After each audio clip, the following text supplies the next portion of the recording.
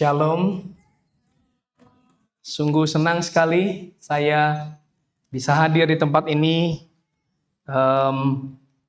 menyembah Bapa kita yang baik, menyembah Tuhan kita yang sudah begitu mengasihi kita di dalam secara khusus memperingati hari kenaikan Tuhan Yesus. Saudara-saudara, terima kasih untuk sambutan yang hangat.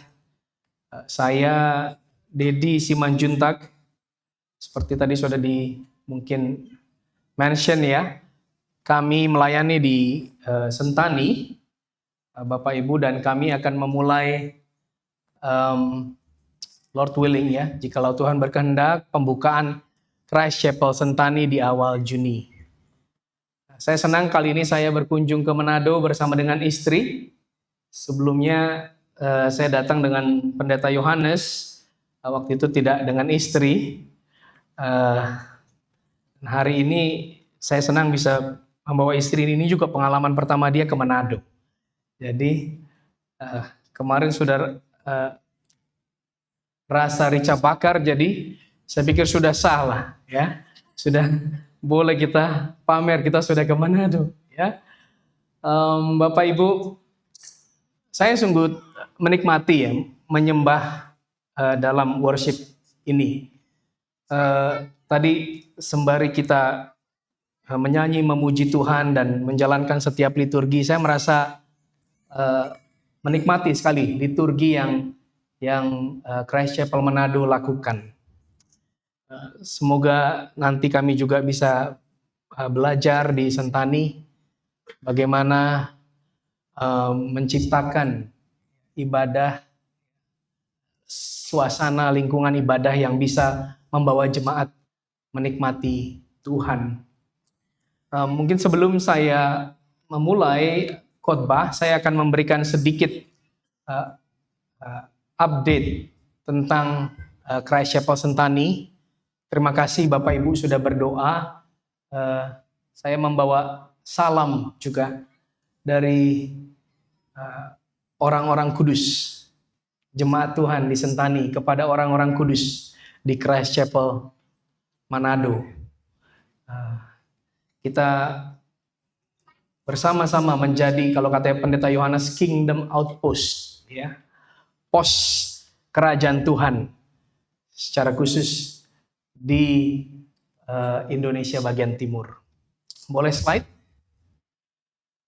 Nah, ini sedikit pelayanan yang kami lakukan secara khusus Christ Chapel Sentani. Itu kami akan mengcover bekerja sama dengan Sekolah Lentera Harapan dan juga Siloam Klinik di Papua, Bapak Ibu. Kami bersyukur untuk partnership ini, ya, kerjasama yang baik. Ada satu sekolah di Sentani, di kota Sentani. Kemudian ada 11 sekolah di seluruh interior Papua, Bapak Ibu. Jadi ini adalah pelayanan yang begitu strategis. Selain kita bisa menjangkau kota Sentani yang adalah kota yang sangat strategis karena airport ada di situ. Jadi semua orang mau ke Papua pasti lewat Sentani. Mau ke kota Jayapura pun harus lewat Sentani dulu. Ya. Jadi ada 11 sekolah, 9 klinik di interior, sekitar 1.500 siswa-siswi, 250 guru, tenaga medis, dan juga staf. Ini pelayanan yang sangat unik sebetulnya, ya. Tetapi juga pelayanan yang saya pikir potensinya besar sekali, Bapak Ibu.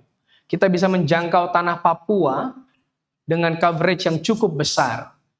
Dengan sebetulnya kita cukup kecil, ya, masih baru. Tetapi sebagai contoh, baru beberapa minggu yang lalu, sekitar 3 minggu yang lalu, saya dan istri mendapat kesempatan ke sebuah desa namanya Desa Bina di Kabupaten Puncak. Ini daerah yang cukup terpencil dan daerah yang juga rawan konflik, tetapi kami bersyukur waktu kami datang ke situ, Bapak Ibu, ketika disampaikan mau ada firman dari hamba Tuhan, seluruh masyarakat kumpul.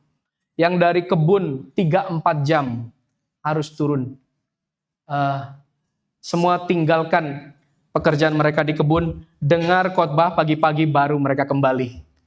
Yang saya lucu, saya sudah selesai khotbah, baru kepala sekolahnya bilang, baik, Bapak Mama sekarang boleh pergi. Tidak ada yang bergerak satupun. Ya, mereka begitu aus. Akhirnya saya khotbah lagi, Bapak Ibu. Saya khotbah lagi ke leader-leadernya. Jadi saya bilang, udah deh, kita kumpulin lagi deh leader-leadernya. Ya, guru-guru literasi, ya, para calon-calon hamba Tuhan yang sedang dibina. Saya khotbah lagi, Bapak Ibu. Ya. Nah, ini begitu luar biasa, begitu mengharukan ya. Kemudian ya saya tentu engage dengan sekolah-sekolah itu lewat persekutuan doa. Karena sekarang kita belum ada ibadah rutin, kami persekutuan doa online dengan guru-guru interior tiap 2 minggu sekali. Kemudian alternate, selang-seling dengan persekutuan doa on-site dengan guru-guru yang ada di Sentani. Tentu kita visit secara personal, konseling dan sebagainya. Slide berikutnya. Nah ini ya, sampai anjing-anjingnya pun dengar khotbah ya. Jadi Bapak Ibu mohon doa. Ya, mohon doa. Kami sedang betul-betul berdoa kiranya pembukaan boleh terjadi nanti di awal Juni. Kami akan pinjam lagi ada pembangunan gedung Bank Nobu yang pertama saya pikir di Papua di Sentani. Kami akan pinjam lantai 2-nya. Jadi kami bersyukur juga untuk kesempatan ini juga lokasinya strategis sekali. Nanti kalau Bapak Ibu mendarat di Sentani di airport, keluar airport sedikit 100 meter itu sudah lokasi bank ini. Jadi lokasi yang sangat strategis di tengah kota, di pinggir jalan utama ya, walaupun kecil ini jalan utama kami ya. Dan kami berharap kedepannya bisa seperti Christ Chapel Manado, bukan hanya menjangkau guru-guru dan perawat di lingkungan Yayasan Pelita Harapan dan Siloam, tapi sungguh kami berdoa bisa menjangkau banyak jiwa, bahkan masyarakat lokal di tanah Papua. Jadi terima kasih untuk doa Bapak Ibu sekalian bagi kami. Dan kami akan juga mendoakan pekerjaan Tuhan di tanah Minahasa ini. Mari kita berdoa sebelum kita membaca Alkitab. Bapa, kami sungguh bersyukur karena kami disatukan oleh darah Kristus. Dan kami menyembah Tuhan yang sama, Raja alam semesta ini, yang turun menjadi hamba, hidup menderita, mati di salib, bangkit pada hari yang ketiga, dan naik sekarang ke surga. Saat ini dia duduk bertahta. Oh Tuhan Yesus, kami bersyukur. Hari ini kami boleh sekali lagi merenungkan makna daripada pekerjaan-Mu, secara khusus kenaikan-Mu ke sorga, dan apa dampaknya bagi kehidupan kami. Allah Roh Kudus, tolonglah kami untuk melihat Kristus dan mengagumi Kristus dan mencintai Kristus lebih lagi pada hari ini, bagi kemuliaan Allah Bapa. Amin. Bapak Ibu, kita akan membaca dari Kisah Para Rasul pasal yang kedua, ayat yang ke-33 sampai 36. Dengan hormat saya undang Bapak Ibu bangkit berdiri. Kita akan membaca Kisah Para Rasul 2 ayat 33 sampai 36. Saya akan membaca dari TB2 ya Bapak Ibu, bisa mengikuti dari Alkitab Bapak Ibu masing-masing. Sesudah ia ditinggikan oleh tangan kanan Allah dan menerima dari Bapa Roh Kudus yang dijanjikan itu, maka dicurahkannya Roh itu seperti yang kamu lihat dan dengar di sini. Sebab bukan Daud yang naik ke surga, malahan Daud sendiri berkata, Tuhan telah berfirman kepada Tuanku, duduklah di sebelah kananku, sampai kubuat musuh-musuhmu menjadi tumpuan kakimu.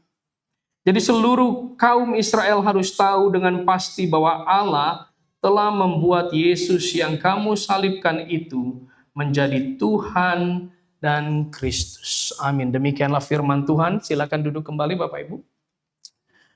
Kemarin saya ngobrol-ngobrol dengan Pendeta William sembari kita berkeliling melihat kota Manado, dan kita bercerita-cerita, kelihatannya tantangan di sini sama dengan tantangan di Sentani.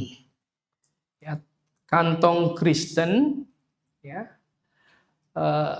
tetapi mungkin karena itu justru masyarakat berpikir kami sudah Kristen kok, ya, untuk apa lagi? Kami sudah tahu, kami sudah bergereja, ya. Sama juga waktu saya datang pertama kali di Sentani setelah beberapa tahun yang sebelumnya sebetulnya saya sudah pernah melayani di Papua tetapi bukan di Sentani. Saya dan istri kemudian merenungkan, wow, betapa nominal, kekristenan yang nominal itu sangat marak di tanah Papua. Orang mengatakan Kristen, tetapi sebetulnya hidupnya begitu jauh dari kekristenan, Bapak Ibu.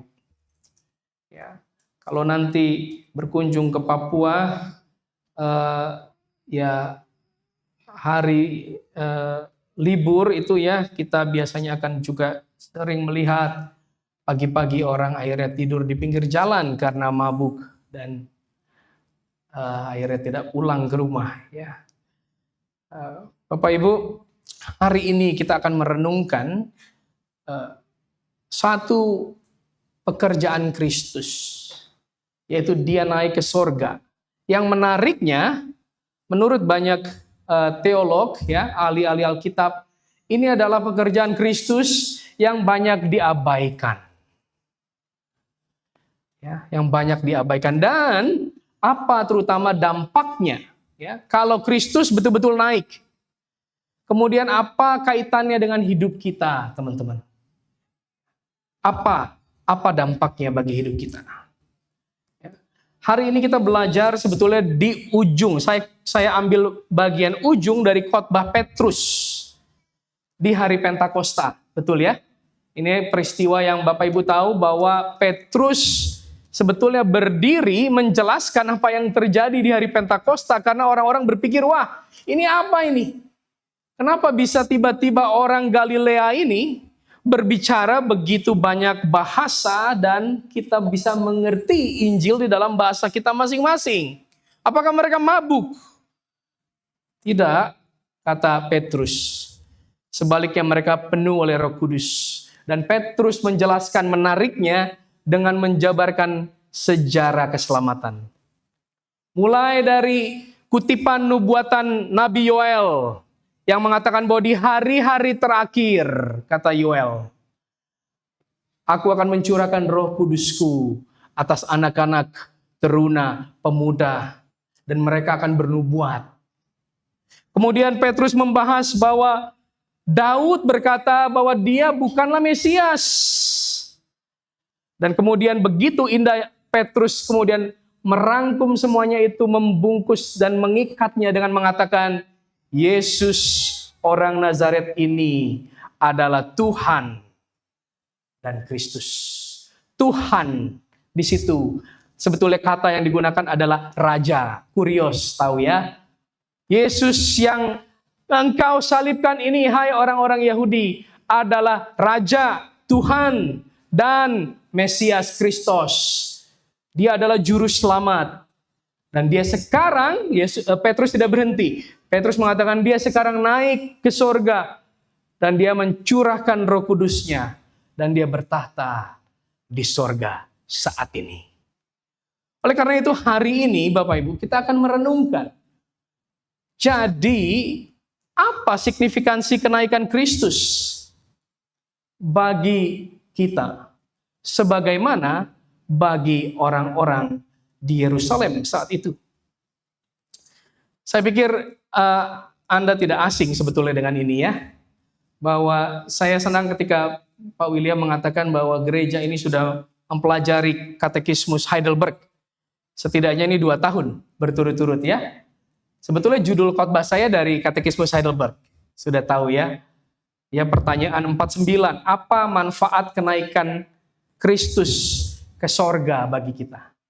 Hari ini kita akan belajar manfaat kenaikan, kemudian nanti di hari Minggu saya akan sambung dengan yang saya beri judul Christ's Heavenly Session.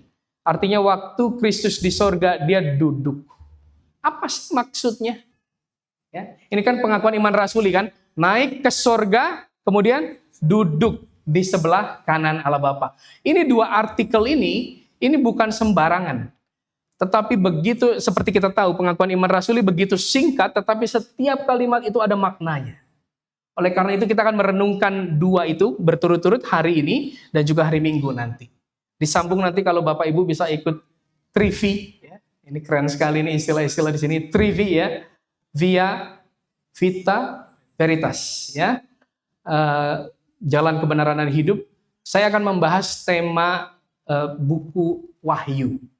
Karena ternyata ada kaitannya. Ada kaitannya. Ya, nanti kita akan bahas. Oke. Sekarang, waduh, saya introduksinya saja sudah lama ya. Jadi kita akan cepat sedikit Bapak Ibu ya. Buckle up ya. Pasang sabuk pengaman Bapak Ibu, kita akan survei cepat. Ya, apa manfaat dari kenaikan Kristus bagi orang-orang kudus di bumi ini? Yang pertama, saya katakan manfaat kenaikan Kristus itu adalah berkat-berkat Yesus bagi kita, karena dia adalah nabi yang terus bekerja. Dia nabi yang terus bekerja. Dan sebagai nabi yang terus bekerja, dia akan memberikan berkatnya bagi kita. Dan kita akan menikmati berkat itu right now, sekarang, bahkan di Manado ini. Bapak Ibu ingat peristiwa ini adalah peristiwa Pentakosta, oke? Kemudian di ayat 33 yang kita baca, dikatakan sesudah ia ditinggikan oleh tangan kanan Allah, atau bisa juga diterjemahkan sesudah dia ditinggikan di atau ke tangan kanan Allah, posisi yang sebagai penghargaan sebelah kanan, posisi kemuliaan. Setelah dia ditinggikan ke sebelah kanan Allah, kemudian dia menerima dari Bapa Roh Kudus. Ini indah sekali Tritunggal ya. Dan kemudian dia mencurahkan Roh Kudus. Dia mencurahkan Roh Kudus. Bapak Ibu, Tuhan Yesus mengatakan di Yohanes, dia bilang lebih baik aku pergi. Supaya apa? Supaya penghibur bisa datang. Roh Kudus bisa datang. Ini sebetulnya menarik sekali. Yesus, engkau pergi lebih baik. Exactly. Betul sekali. Itulah yang dia katakan. Kalau Yesus terus ada di seputaran Yerusalem, Galilea, ya, di tanah Israel, dia akan terbatas. Tetapi Yesus berkata, ketika aku pergi, aku akan memberikan penolong yang lain, penghibur yang akan kuutus kepada engkau. Dan itulah yang terjadi di sini. Jemaat saat itu mendengar khotbah Petrus dan mereka diurapi oleh Roh Kudus, memenuhi nubuatan Nabi Yoel. Apa maksudnya Bapak Ibu? Maksudnya adalah begini. Ketika Yesus naik, sebetulnya Yesus mau bilang, aku terus bekerja. Tetapi sekarang aku tidak terbatas ruang dan waktu. Aku terus menyampaikan Injil Kerajaan Allah. Tetapi sekarang dengan perantaraan Roh Kudus yang mendiami para murid. Tentu kita tahu kisah para rasul adalah sebetulnya jilid kedua dari Injil Lukas. Itu sebetulnya dua buku jadi satu Bapak Ibu, gabung. Ya. Jadi sebetulnya Lukas lagi mau bilang begini, kisah para rasul itu sebetulnya adalah kisah Yesus melalui para rasul yang dipenuhi oleh Roh Kudus. Nah, mengerti ya? Kisah para rasul adalah sebetulnya kelanjutan kisah Yesus melalui para rasul yang sekarang dipenuhi oleh Roh Kudus. Ini indah sekali Bapak Ibu. Yesus tidak berhenti bekerja. Dia terus menyampaikan firman-Nya, Bahkan dia menyampaikan firman dengan luar biasa di hari Pentakosta. Saya hitung setidaknya ada lebih dari 15 bahasa yang tercatat di Kisah Para Rasul pasal 2 ini. Dan mereka bisa mengerti firman Tuhan, mengerti Injil, dan mengenal siapa Yesus sebetulnya. Bapak Ibu, Yesus naik ke sorga. Supaya apa? Ini yang pertama. Supaya seluruh bangsa bisa mengerti Injil dan mengenal siapa Dia dan memperoleh keselamatan jiwa mereka. Waktu saya ke Tanah Bina, suku Dem di Puncak, Alkitab belum selesai Bapak Ibu. Alkitab belum selesai. Mereka mengajar dengan gambar cerita Alkitab. Jadi kelasnya itu, ruang ibadahnya itu di dindingnya penuh dengan gambar. Aduh Bapak Ibu, begitu saya terharu. Setiap kata yang keluar dari mulut saya, sepertinya mereka mau dengar. Ini firman Tuhan bicara apa? Bukankah ini luar biasa? Sekarang Bapak Ibu, sekarang firman Tuhan bisa sampai ke sana. Dan saya pikir di tanah Minahasa pun masih banyak suku-suku, betul ya, yang penerjemahan Alkitab masih terus berlangsung. Puji Tuhan, kita doakan pekerjaan Tuhan ini, Bapak Ibu. Karena mereka sekarang seperti kita bisa mengenal Injil, mendengar Injil, dan bisa mengenal siapa Yesus. Ini berkat yang nomor 1.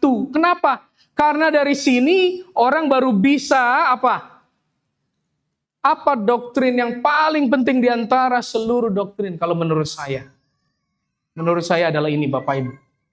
Union with Christ. Dari mengenal Injil, orang bisa kenal Yesus. Barulah akhirnya dia bisa sungguh-sungguh bersatu dengan Kristus.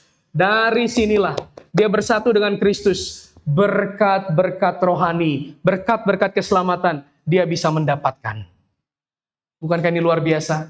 Apa berkat-berkat keselamatan kita? Berkat keselamatan kita adalah contohnya kita dibenarkan.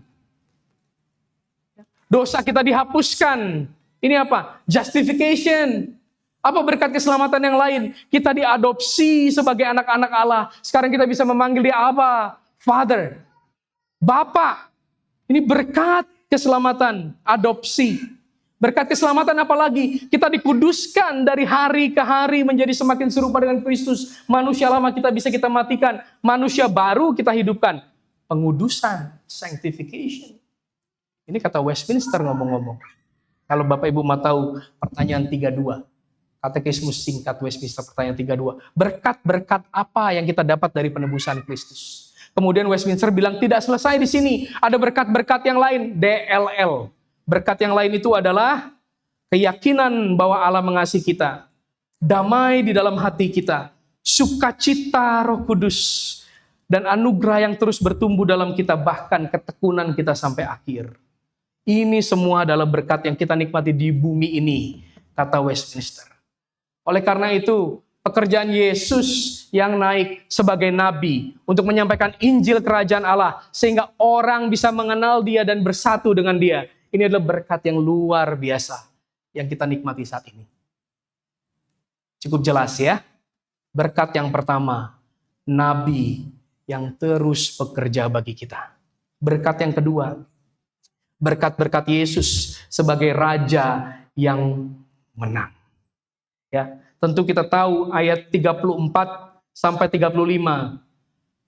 Sebab bukan Daud yang naik ke surga, malahan Daud sendiri telah berkata, Tuhan, ini kata yang aslinya adalah Raja Kurios telah berfirman kepada rajaku, duduklah di sebelah kananku sampai kubuat musuh-musuhmu menjadi tumpuan kakimu. Daud yang adalah raja berkata tentang keturunannya di masa depan, bahwa Allah yang dipanggil sebagai Kurios di zaman itu akan menyatakan ada raja yang lain. Ada Kurios yang lain. Yang adalah keturunan Daud. Wah, ini luar biasa. Siapa dia? Dia adalah Yesus yang datang. Bapak Ibu, tahukah engkau bahwa kedatangan Yesus itu membawa era yang baru? Yaitu era apa? Yang tahu? Era akhir zaman. Betul kan tidak? Mulai Yesus datang pertama kali, mulai detik itu sampai ke belakang, itu sekarang sudah lembaran yang baru. Itu disebut sekarang akhir zaman. Kenapa? Kenapa? Saya akan jelaskan pelan-pelan. Karena sekarang Yesus Sang Raja datang untuk mengklaim kembali miliknya yang sudah direbut oleh iblis untuk sementara waktu. Yesus datang untuk mengklaim kembali miliknya yang sudah direbut oleh iblis sementara waktu. Sekarang kalau saya bilang begini Bapak Ibu, iblis adalah penguasa dunia, benar atau salah? Statementnya hanya begitu, iblis adalah penguasa dunia, benar atau salah? Coba kita tes ya, siapa yang bilang benar? Angkat tangan. Wah, ini tidak ada yang bilang benar. Oke. Iblis penguasa dunia, salah. Siapa yang bilang salah, angkat tangan. Wah, ada beberapa tangan, saya lihat malu-malu nih, tapi angkat tangan juga. Oke, Bapak Ibu, saya akan bacakan dari Yohanes 14 ayat 30, ini perkataan Yesus. Tidak banyak lagi aku akan berkata-kata dengan kamu, sebab penguasa dunia ini datang, dan ia tidak berkuasa sedikit pun atas diriku. Nah, ini nanti kita akan belajar di kitab Wahyu lebih dalam. Ternyata Yesus berkata, iblis penguasa dunia loh. Untuk sementara waktu, sampai Yesus datang, dia bilang stop. Sekarang Yesus berkata bahwa yang jaga di rumah harus dihancurkan supaya orang bisa masuk ke rumah. Ingat perumpamaan itu? Ya. Sekarang Yesus sebetulnya sudah mengkerangkeng iblis, Bapak Ibu.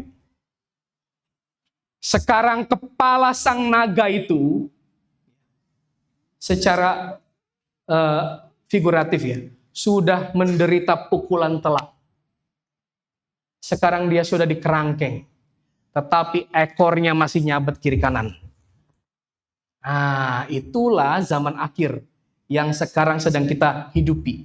Sebetulnya Bapak Ibu, sebetulnya kerajaan iblis sudah berakhir. Kerajaan Allah sekarang mulai berkembang. Sekarang iblis untuk sementara waktu dikerangkeng. Tetapi dia masih nyabet kiri kanan ekornya. Kita masih menderita. Orang Kristen masih menderita kiri kanan ya. Tetapi sebetulnya dia sudah tidak mungkin menang. Kenapa? Karena dia sudah mendapatkan death blow. Pukulan yang mematikan. Ya, ini seperti mungkin Bapak Ibu pernah dengar ilustrasi D-Day, V-Day, kan tidak? Pernah ya? Mungkin sudah pernah di sini dikatakan bahwa pada perang dunia ya, ketika pasukan sekutu masuk ke Prancis Utara, daerah Normandy, itu adalah kunci pertahanannya tentara Nazi. Tapi waktu pertahanan itu jebol, sebetulnya arah peperangan itu sudah begitu jelas. Sudah pasti menang. Nah, itu disebut D-Day, waktu masuk. Yaitu tanggal 6 Juni 1944. Mulai dari detik itu sampai ke belakang. Tentara sekutu terus menang. Sampai 8 Mei 1945. Akhirnya Jerman secara resmi menyerah kepada sekutu. Itu disebut V-Day, Victory Day. Jadi ada hari di mana dia sudah menang sebetulnya secara de facto. Tetapi kemudian yang secara full itu nanti di V-Day. Nah, itu juga dengan kita sekarang. Kristus sudah menang Bapak Ibu. Ingat apa yang dikatakan di kayu salib. Tete, lestai, it is finished. Sudah selesai. D-Day, kepala sang ular sudah diremukkan. Ya. Tetapi sekarang kita sedang menanti V-Day. Waktu dia datang kembali sebagai raja, bukan sebagai bayi yang cute.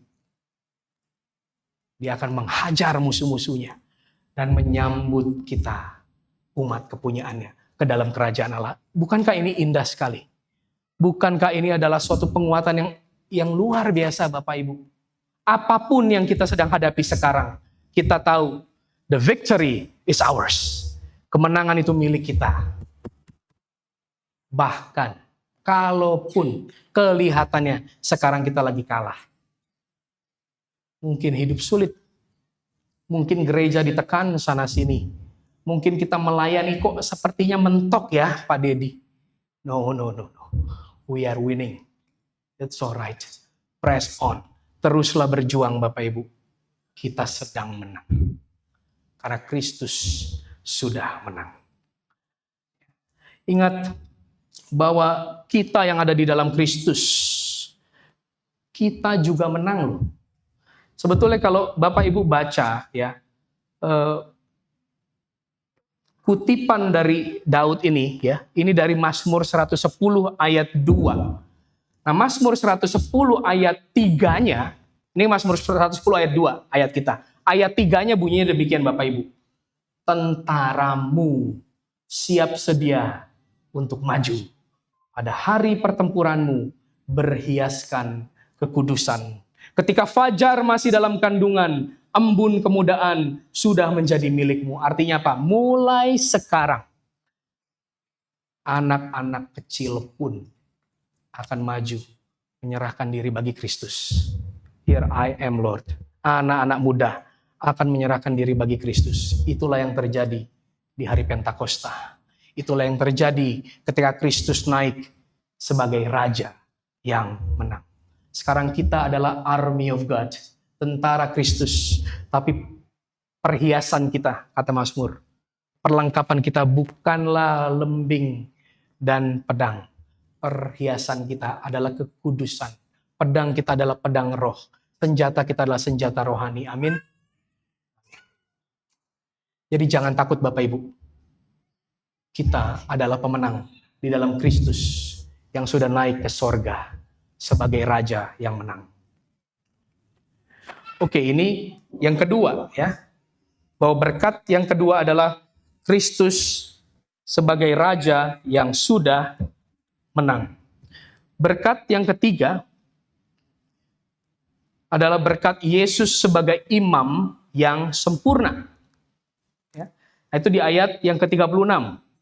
Jadi seluruh kaum Israel harus tahu dengan pasti bahwa Allah telah membuat Yesus yang kamu salibkan itu menjadi Tuhan dan Kristus. Ya. Yesus yang kamu salibkan itu. Kristus adalah juru selamat manusia karena dia adalah imam yang sempurna. Dia adalah imam yang kata Ibrani 9 ayat 12. Masuk satu kali untuk selama-lamanya ke tempat yang kudus. Bukan dengan membawa darah domba jantan dan darah anak lembu. Tetapi membawa darahnya sendiri. Dan dengan itu ia telah mendapat kelepasan yang kekal. Kristus adalah imam yang sempurna. Tidak seperti imam-imam yang lain. Setelah persembahkan, kemudian tahun depan harus persembahkan lagi. Tahun depan harus persembahkan lagi. Tahun depan harus persembahkan yang lagi. Tidak, Kristus persembahkan satu kali, selesai, tutup buku. Sekarang dia naik. Perhatikan imam di perjanjian lama. Bapak Ibu perhatikan kan tidak? Di dalam desain tabernakel, kemah suci atau bait Allah, ada banyak perlengkapan di dalam. Tapi ada satu hal yang missing, yang kelupaan kali ya. Adakah tidak ya? Tidak kelupaan ya. Allah sengaja menyatakan tidak ada kursi di dalam. Kenapa? Karena mereka harus berdiri terus mempersembahkan korban. Tapi waktu Kristus masuk ke ruang Maha Kudus, sorga Allah, dia apa? Duduk. Selesai. Persembahan sempurna. Allah kali ini puas satu kali dan selama-lamanya. Dia melihat darah anak domba Allah. Dia berkata, aku puas. Sekarang tidak perlu lagi penghampusan dosa oleh darah domba, kambing, dan lembu. Sekarang dia melihat orang berdosa. Dia bilang, sudah tidak perlu lagi persembahkan. Kenapa? Karena sudah dipersembahkan oleh anakku sendiri di atas kayu salib. Bukankah ini luar biasa Bapak Ibu? Kristus, imam besar kita, telah membebaskan kita dari hukuman dosa. Dari tuduhan dosa. Kenapa? Karena sekarang Kristus bilang, sudah tidak perlu lagi penghapusan yang berikutnya kalau engkau berdosa. Kenapa? Karena penghapusan dosa oleh Kristus sudah cukup. Satu kali dan selama-lamanya. Bahkan Kristus berkata, dia terus-menerus menjadi pengantara bagi kita di sorga. Nah, ini yang akan kita bahas hari Minggu nanti. Apa artinya dia terus-menerus menjadi pengantara bagi kita? Kristus mengatakan, Paulus mengatakan, jikalau kita ketika masih seteru diperdamaikan dengan Allah oleh kematian anaknya. Perhatikan kata-kata berikutnya. Lebih lagi kita yang sekarang diperdamaikan pasti akan diselamatkan oleh hidupnya. Bapak Ibu, ketika kita masih berdosa, Kristus mati bagi kita. Apalagi sekarang kita yang hidup di dalam iman kepada Tuhan Yesus. Bukankah dia akan memberkati kita dengan luar biasa? Karena dia adalah imam yang sempurna. Oke. Jadi bagaimana kita bisa mengaplikasikan ini semua? Bapak Ibu, saya pikir yang pertama respon yang tepat, tak lain dan tak bukan, adalah kita memuji Allah. Ini respon yang paling wajar ketika kita merenungkan pekerjaan Kristus sebagai nabi, raja, dan imam yang naik ke sorga. Kita bilang terima kasih Tuhan. Engkau sudah naik sebagai nabi yang terus bekerja dari sorga melalui Roh-Mu yang kudus. Terima kasih Tuhan.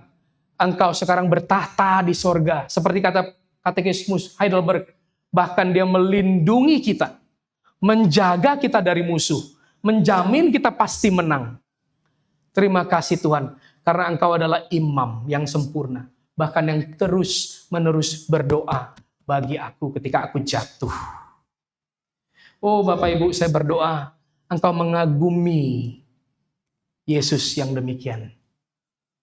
Bukankah ini amazing? Juru selamat yang kita punya, Tuhan kita adalah Tuhan yang sedemikian. Tetapi Bapak Ibu, jikalau ada di antara kita yang belum mengenal Yesus yang demikian, maka hari ini sebagai hambanya, saya mengundang engkau untuk datang kepada Yesus Kristus, membawa seluruh hidupmu. Justru Yesus tidak akan tolak orang berdosa yang datang kepadanya. Sebab kalau kita baca ayat kita selanjutnya, ini indah sekali. Kemudian ayat 37, mereka mendengar hal itu tersayat. Mereka bertanya, apa yang harus kami perbuat saudara-saudara? Jawab Petrus kepadanya, bertobatlah. Dan hendaklah kamu masing-masing dibaptis dalam nama Yesus Kristus untuk menerima pengampunan dosamu. Maka kamu akan menerima karunia, yaitu Roh Kudus. Bapak Ibu, jikalau engkau hari ini mau menikmati berkat-berkat ini, maka serahkan seluruh hidupmu, bahkan serahkan dosamu. Saya juga sering mengatakan demikian, bertobat bahkan bukan hanya dari dosa, bertobat dari perbuatan baik. Bertobat dari perbuatan baikmu. Serahkan seluruh hidupmu. Tidak ada yang bisa kita persembahkan bagi Allah, bagi Kristus. Kita hanya perlu bertobat, berbalik, dan sungguh-sungguh datang kepadanya telanjang, tanpa jasa, supaya Kristus bisa memberikan kepada kita pengorbanannya di kayu salib, kebenarannya, dan Roh Kudusnya kepada kita. Janji ini, Bapak Ibu, seperti kata Petrus, adalah bagi anak-anakmu dan bagi kamu, bahkan bagi orang-orang yang masih jauh, sepanjang yang akan dipanggil oleh Tuhan Allah kita. Bahkan pada pagi hari ini pun, panggilan Injil terus disuarakan. Oleh karena itu, bertobatlah. Anak-anak muda yang masih sekolah, bertobatlah, percaya Kristus sejak muda. Percayalah bahwa bisa ikut Kristus sejak muda, teman-teman. Tidak perlu kita tunggu nanti muda pesta muda, pesta pora, tua, kaya raya, baru mati masuk surga gitu ya. Tidak. Sejak muda kita serahkan hidup bagi Kristus. Kita buktikan kepada dunia bisa. Tetapi bagi kita yang sudah percaya, saya pikir ini menjadi kekuatan bagi kita. Bahkan ketika kita mengabarkan Injil, kemudian sepertinya tidak berhasil. Mungkin ketika kita mengajar anak-anak kita, mungkin ketika kita menginjili teman kita, menginjili murid-murid kita, menginjili jemaat kita. Mungkin banyak yang belum mau terima Bapak Ibu. Atau bahkan termasuk mungkin anak-anak kita yang menjauh dari Tuhan. Saya pikir ini tantangan yang real bagi keluarga-keluarga Kristen. Ya, salah satu sahabat saya di Amerika, setiap kali saya tanya, apa yang bisa saya doakan? Selalu doakannya begini, Dedi, doakan untuk anakku yang meninggalkan Kristus. Bagaimana dengan hal demikian? Bagaimana kita menghadapi kenyataan seperti ini? Bapak Ibu, ingatkan diri kita bahwa dia adalah nabi yang terus bekerja melalui Roh-Nya yang kudus. Bukankah itu mengangkat beban dari pundak kita? Apalagi saya sebagai hamba Tuhan. Ketika saya mengabarkan Injil, orang tidak meresponi. No, it's okay. Saya hanyalah alat yang bisa mengubah hati manusia, hanyalah Roh Kudus. Maka kita apa? Kita berdoa.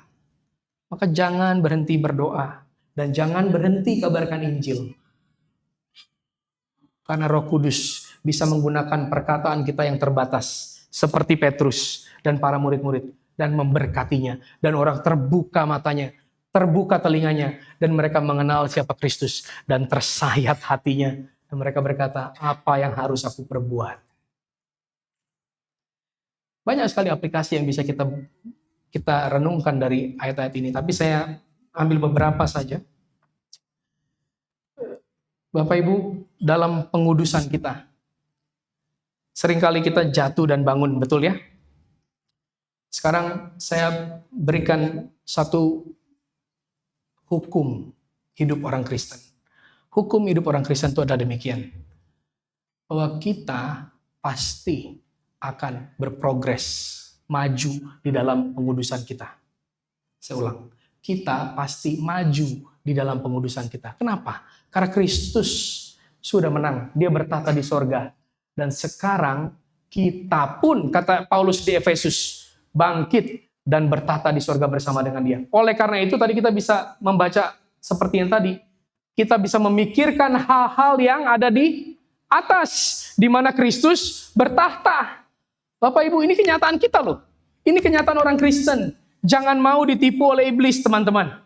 Bahwa kita tidak bisa maju dalam pengudusan kita. Nah, itu tipuan iblis. Dia suka kalah. Dia sudah kalah. Ya. Sekarang kita pasti maju. Kita pasti menang. Kita bisa memikirkan hal-hal yang di atas. Kita bisa mengaplikasikan keselamatan kita di sekolah, di keluarga, di pekerjaan kita, di klub basket kita, di permainan kita, di hobi kita, di cara kita berelasi. Kita bisa. Karena dia sudah menang sebagai raja. Dan kita pun menang bersama dengan Kristus sebagai raja. Ya. Jangan mau ditipu oleh iblis. Saya sering mengatakan ini. Seringkali iblis akan mengatakan demikian Bapak Ibu. Oh Dedi, ingat dosa yang satu itu. That one sin. Dosa yang satu itu loh, kamu ingat gak?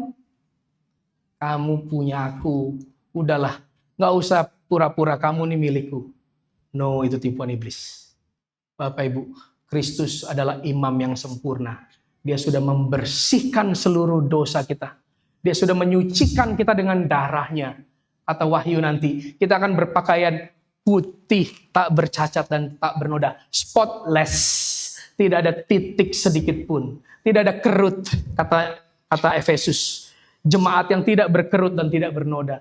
Tidak ada satu dosa pun yang tidak dihapuskan Bapak Ibu. Oleh karena itu, jikalau hari ini iblis masih menuduh engkau, oh saudara-saudaraku di dalam Kristus, tentang satu dosa yang engkau rasa sesali begitu berat. Dalam nama Tuhan Yesus saya berkata, Kristus sudah mengampuni seluruh dosamu. Dan kita bisa berkata seperti lagu In Christ Alone. No guilt in life. No fear in death. Tidak ada rasa bersalah dalam hidup. Tidak ada takut di dalam maut. This is the power of Christ in me. Inilah kuasa Kristus di dalamku. Kiranya jemaat, saudara-saudaraku, orang-orang kudus di Christ Chapel Manado, kiranya engkau terus-menerus terkagum-kagum akan Kristus yang adalah Tuhanmu dan Juru Selamatmu. Dia sudah naik sebagai nabi yang terus bekerja di dalam dan melalui kita.